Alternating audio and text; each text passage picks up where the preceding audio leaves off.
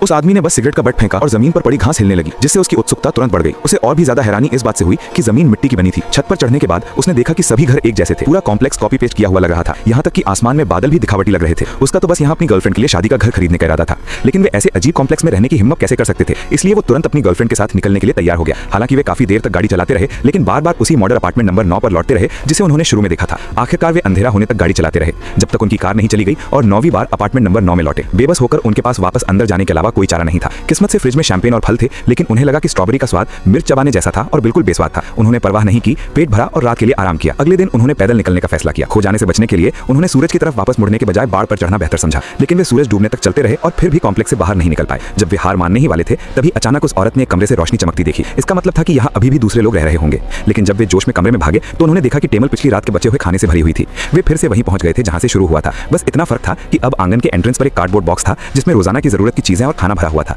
जैसे कोई उन्हें खाना खिला रहा हो या उन पर नजर रखी जा रही हो। ये सोचकर कि घर इतनी अचानक कैसे गायब हो गया, उस आदमी को